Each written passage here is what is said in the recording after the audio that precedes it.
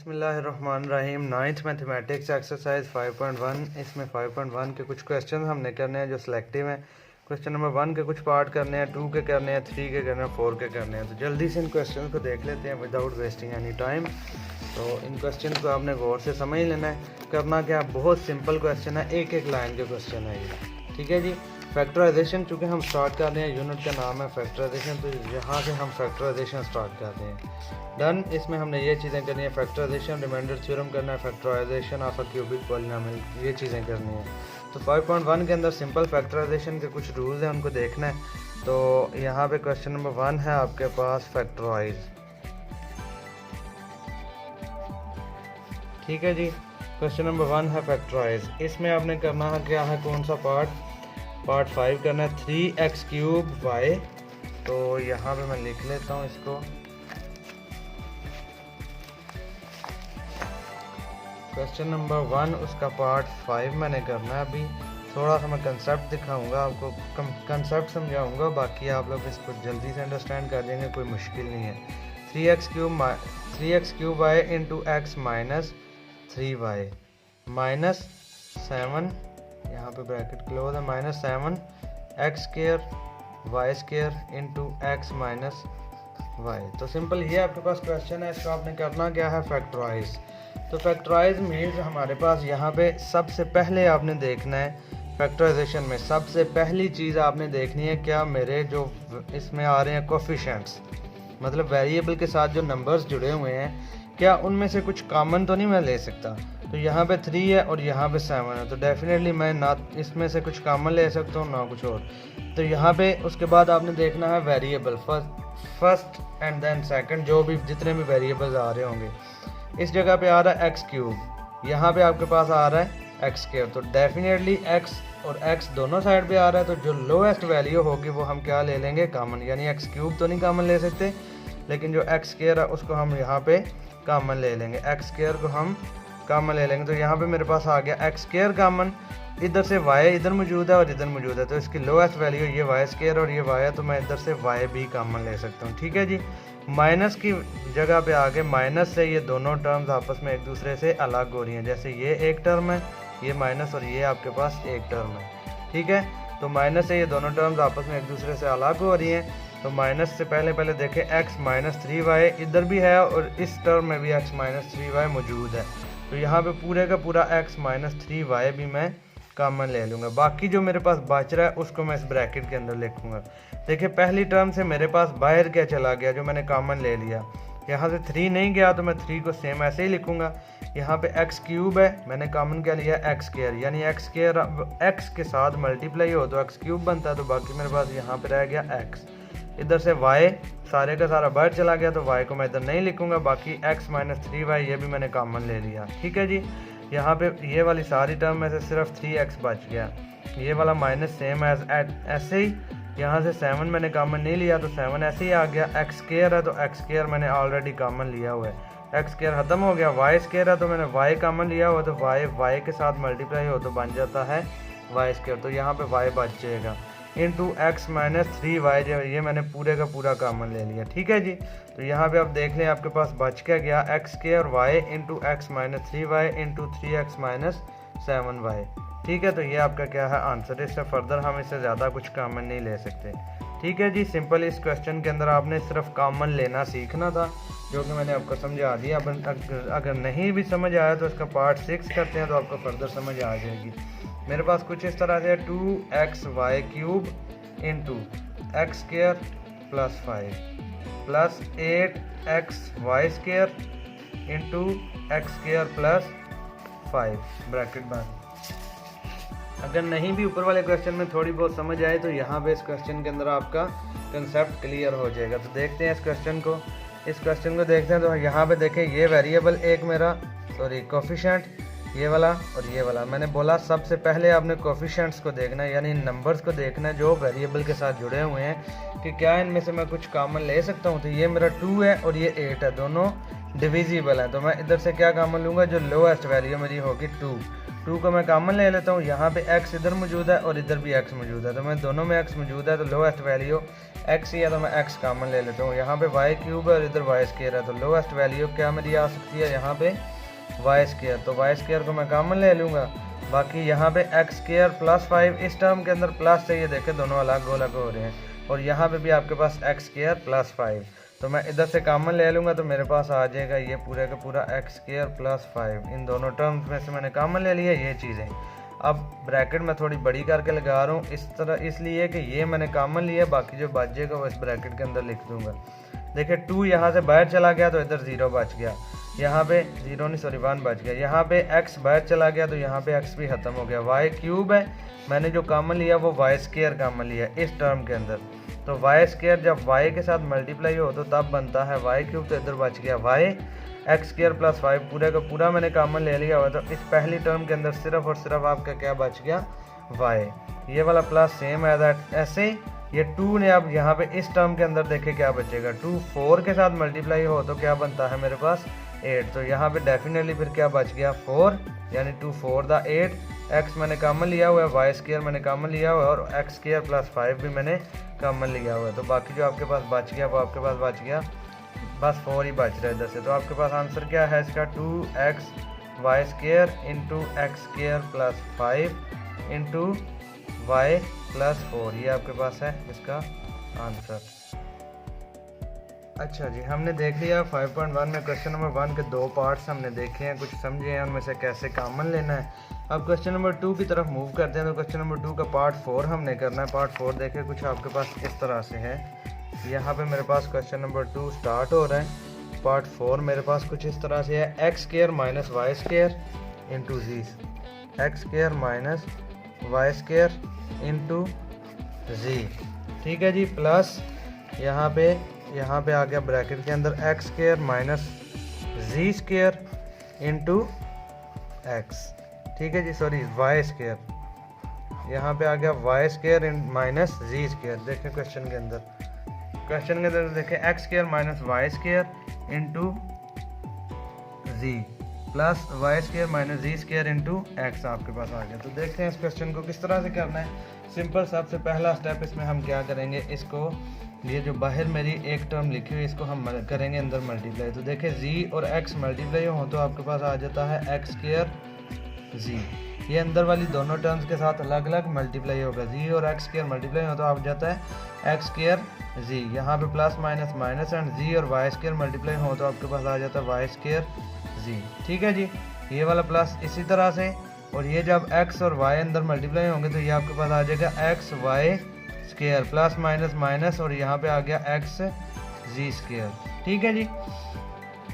यहाँ पे आप देखें तो आपके पास क्या बन जाता है, ये प्लस का एक्स स्क्वायर जी, बल्कि ये एक्स स्क्वायर जी और ये जी स्क्वायर एक्स है, तो ये कट नहीं सकते। अब अगली चीज़ क्या है कि हमने क्या करना है, इनके दो दो के पेयर्स बना लेने हैं, फिर इनमें से कॉमन लेंगे, दो दो के पेयर्स बना के फिर इनमें से हम कुछ कॉमन ले लेंगे। तो देखिए दो दो के पेयर, अगर मैं इन दोनों को पेयर एज्यूम करूँ और इन दोनों को पेयर एज्यूम करूँ, इनमें से कॉमन क्या आ सकता है, दोबारा से मेरे पास जी ही कॉमन आ सकता है, तो वो अगेन मेरे पास यही वाला क्वेश्चन बन जाएगा। तो मैंने ये नहीं कॉमन लेना, मैं इनको कर लूँगा इंटरचेंज, यानी पहले को तीसरे के साथ मिला लेता हूँ और दूसरे को चौथे के साथ मिला लूँगा। तो मेरे पास आ गया एक्स स्क्वायर जी यहाँ से, और यहाँ से आपके पास आ गया, या इसके साथ मिला लें, दोनों में एक्स आ रहा है तो इसके साथ मिला लें माइनस एक्स जी स्क्वायर, चौथे के साथ मिला लें, इसको दरमियान वाले अलग अलग कर लें, तो माइनस वाई स्क्वायर जी and plus x y square, ठीक है जी, प्लस एक्स वाई स्क्वायर।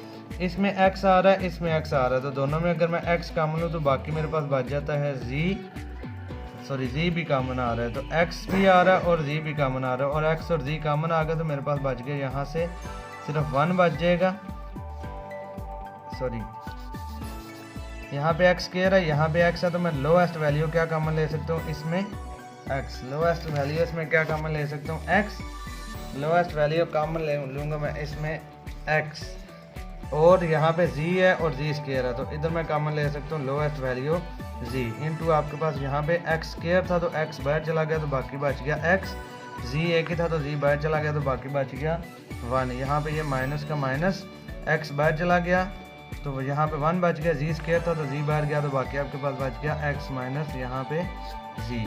ये वाला माइनस ऐसे ही इधर वाई स्क्वायर आ रहा है, वाई स्क्वायर आ रहा है, इधर जी आ रहा है और x आ रहा है, तो हम सिंपल क्या कॉमन ले सकते हैं वाई स्क्वायर। तो वाई स्क्वायर कॉमन ले तो बाकी मेरे पास क्या बच जाता है, यहाँ पे माइनस मैंने कॉमन लिया तो ये वाला मेरा माइनस था तो ये मेरे पास हो जाएगा प्लस। तो मैं इधर से क्या बाकी मेरे पास क्या बच जाएगा जी प्लस का, और ये वाला प्लस x है तो ये मेरे पास मैंने माइनस कॉमन लिया और तो ये बन जाएगा माइनस, तो माइनस x इधर से आ गया। ठीक है जी।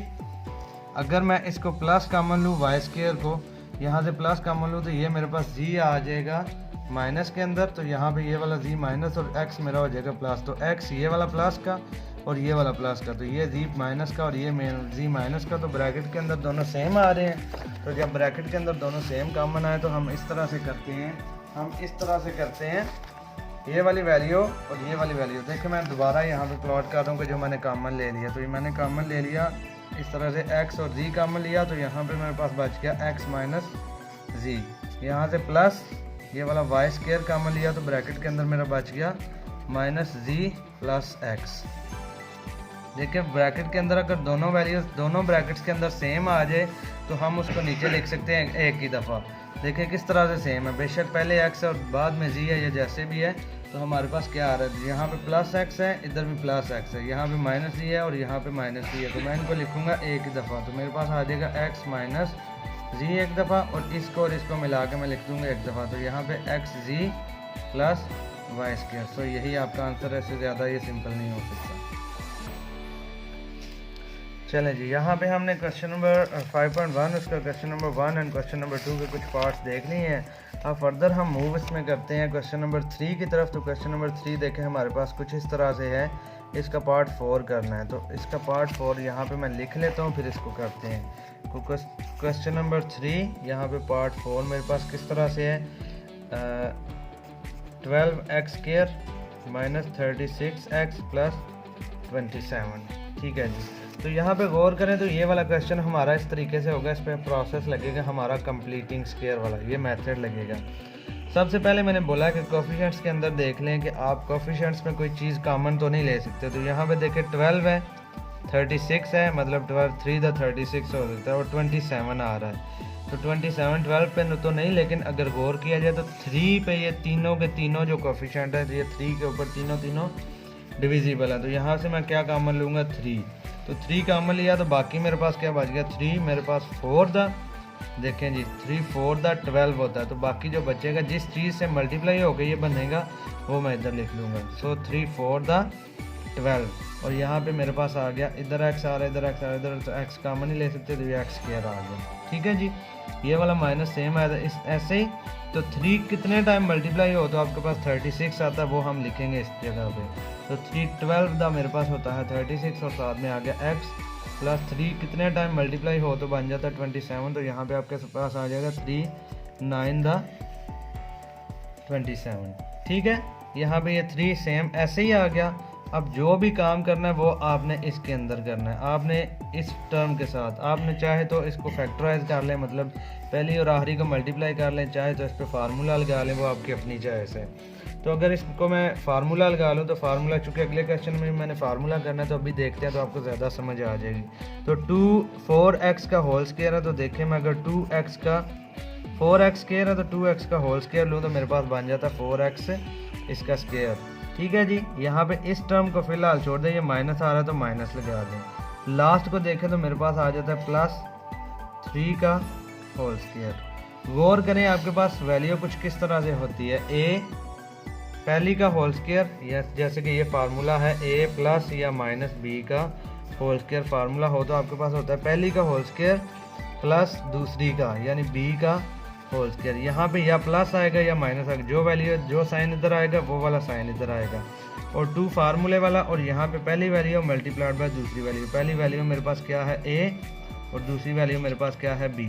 तो सेम इसी तरह से हमने ये वाली वैल्यू इधर प्लाट करनी है। 2x का होल स्क्वायर मेरे पास होता है 4x स्क्वायर, और यहाँ पे ये दूसरी वैल्यू मेरे पास आ गई 9 यानी 3 का स्क्वायर। ये वाला माइनस इधर आ रहा है ऑलरेडी, तो यहाँ पे ये माइनस मैंने प्लॉट कर दिया, यहाँ पे आ गया आपके पास 2। ठीक है जी, यहाँ पे मेरे पास आ गया 2। इनटू यहाँ पे डेफिनेटली पहली वैल्यू आनी है और दूसरी वैल्यू आनी है। तो अगर आप पहली वैल्यू आपके पास ये 2x है, तो मैं अगर 2x यहाँ पे लिखूँ और ये वाला 3 इधर लिखूँ, तो इस सब को मल्टीप्लाई करके ये वाला 12x भी बनना चाहिए।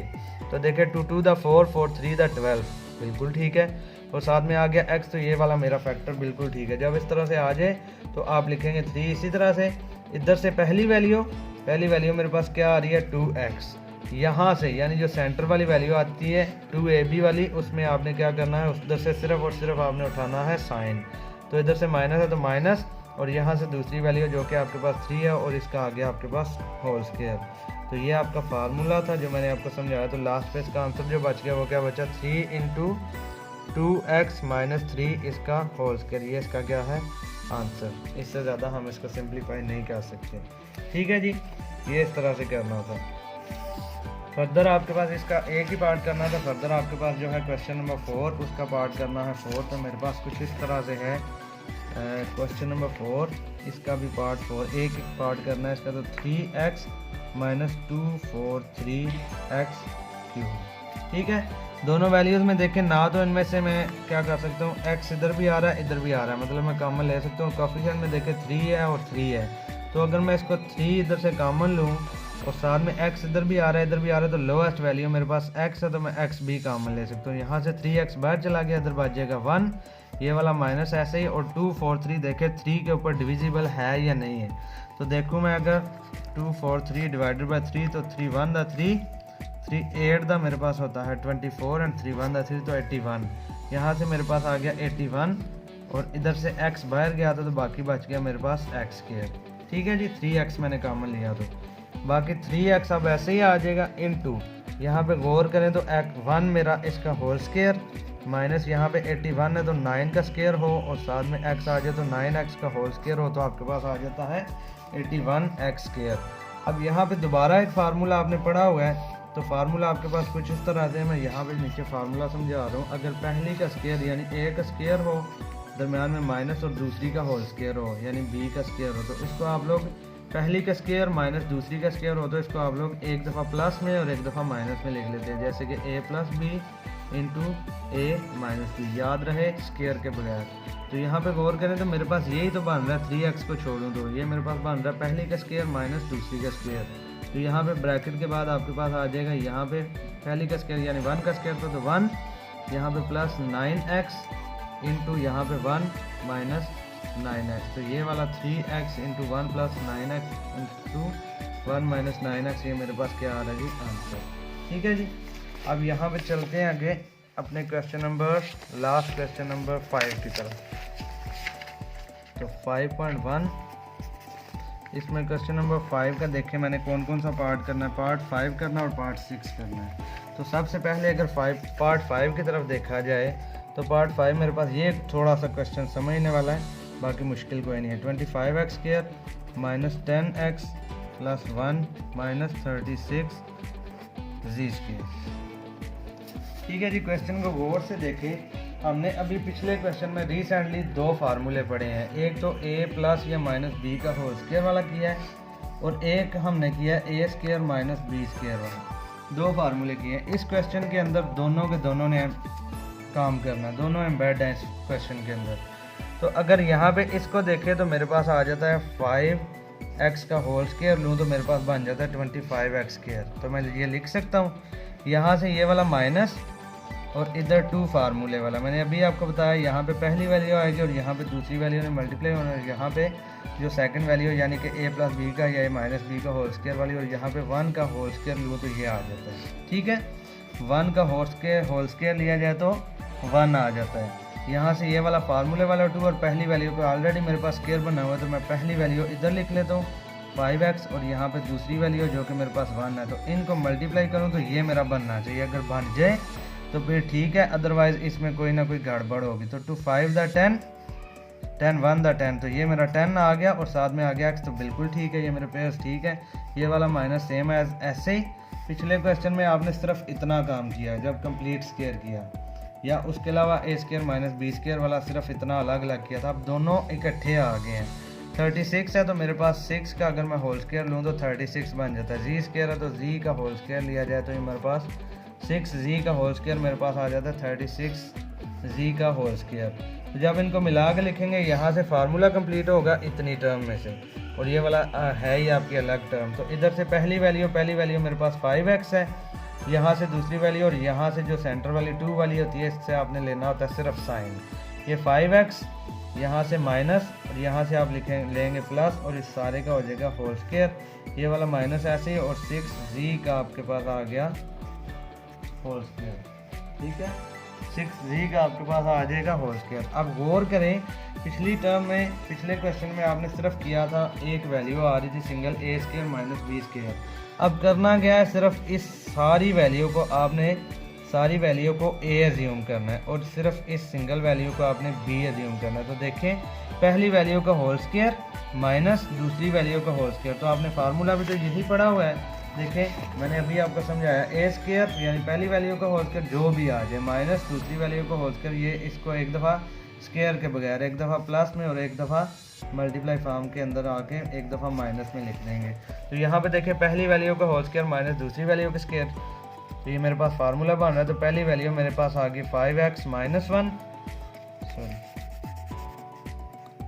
5x माइनस 1, इसके साथ दूसरी वैल्यू ने एक दफ़ा प्लस होना है और अगले स्टेप में ये माइनस होगी। तो 5x माइनस 1 ये पहली वैल्यू है, प्लस ये 6z इधर आके होगी है प्लस, इनटू यहाँ पे यही वाली 5x माइनस 1, और इस 6z ने यहाँ पे प्लस हो, या तो यहाँ पे होगी ये minus, into 5x minus 1 minus 6z। तो ये आपका क्या है आंसर। ठीक है जी, अब ये एक पार्ट तो कर लिया क्वेश्चन नंबर 5 का। अब पार्ट 6 करना है, तो सेम एज ऐसे ही है, सिर्फ आपने थोड़ा सा ध्यान रखना है इस क्वेश्चन के ऊपर। तो ये मेरे पास आ गया x square minus Y square minus 4xz plus 4z square. आपके पास वैल्यू कुछ इस तरह से है। अब देखना इसमें से ये है कि मैं अगर x का होल स्क्वायर करूँ तो तब भी मेरे पास x स्क्वायर बच जाता है, y का होल स्क्वायर करूँ तो मेरे पास y स्क्वायर बन जाता है, वो प्लस ये वाला तो नहीं बनेगा, डेफिनेटली ये प्लस 2 वाला काम करेगा इधर, प्लस या माइनस 2 वाला, और ये वाला मेरे पास आ जाता है 2z का होल स्क्वायर। तो मैंने करना क्या है, इसको देख के करना है। इसमें देखें x यूज़ हो रहा है और z यूज़ हो रहा है, तो मतलब मैंने इसका एक होल स्क्वायर बनाना है और इसका स्क्वायर बनाना है। तो ये देखें, x का होल स्क्वायर, ठीक है जी, यहाँ से ये वाला माइनस 4xz है, तो माइनस इधर आ रहा है, तो माइनस 2 फार्मूले वाला, इंटू यहाँ पे पहली वैल्यू और यहाँ पे दूसरी आएगी, प्लस यहाँ पे अगर मैं y का होल स्क्वायर करूँ तो डेफिनेटली वो फिर वो 4xz नहीं बनेगा इधर मैं अगर प्लॉट करूँ y तो मैंने इसका होल स्क्वायर यहाँ पे ऐड करना है, तो 2z का होल स्क्वायर। बाकी जो इस क्वेश्चन के अंदर बच गया था वो मेरा बचा था माइनस वाई स्क्वायर, इसको आप उठा के लास्ट पे लिख लेंगे। ठीक है जी, मैं स्टेप रिपीट कर रहा हूँ, x का होल स्क्वायर माइनस 2 फार्मूले वाला, इंटू यहाँ पे आपकी पहली वैल्यू आएगी ये वाली, और इधर से आपकी आएगी दूसरी वैल्यू, और यह माइनस आपका वाई स्क्वायर लास्ट पे चला गया। तो इधर से आपने करना क्या, ये पहली वैल्यू को उठा के इधर आप x लिख लें, और ये वाली 2z तो 4 करें, इनको मल्टीप्लाई करके ये आना चाहिए। तो 2 2 द 4 x और z, तो बिल्कुल ठीक है। तो यहाँ से पहली वैल्यू उठाएंगे x, इधर से आपने उठाना है साइन x माइनस, और ये वाला यहाँ से आप ले लेंगे दूसरी वैल्यू 2z। ठीक है, तो x माइनस 2z का होल स्क्वायर माइनस ये y का होल स्क्वायर, ये ऑलरेडी स्क्वायर y स्क्वायर, तो ये y का होल स्क्वायर। तो दोबारा से ये सारी की सारी आपकी पहली वैल्यू यानी a एज्यूम कर लेंगे इसको, और इसको करेंगे b एज्यूम। तो इस पहली का स्क्वायर माइनस दूसरी का स्क्वायर। अभी मैंने ऊपर आपको रिसेंटली ये फार्मूला कंप्लीट करके फार्मूला का समझाया कि किस तरह से होगा, पहली का स्क्वायर माइनस दूसरी का स्क्वायर हो, तो एक दफ़ा प्लस में एक दफ़ा माइनस में लिखेंगे। यहाँ पे डबल टर्म में एक वैल्यू आ रही है, तो इसको मैं लिखूँगा x माइनस 2z, सेम ऐसे एक दफ़ा इस y को इसके साथ प्लस कर देंगे, एक दफ़ा माइनस, तो x माइनस 2z यहाँ पे आ जाएगा प्लस y, इंटू यहाँ पे दोबारा से x माइनस 2z ऐसे, और ये वाला प्लस हुआ था तो इधर हो जाएगा माइनस y। तो ये आपका क्या है आंसर। तो यहाँ पे आपकी एक्सरसाइज 5.1 होगी कंप्लीट। अब फर्दर हम चलेंगे 5.2 की तरफ, तो वो अगले वीडियो में।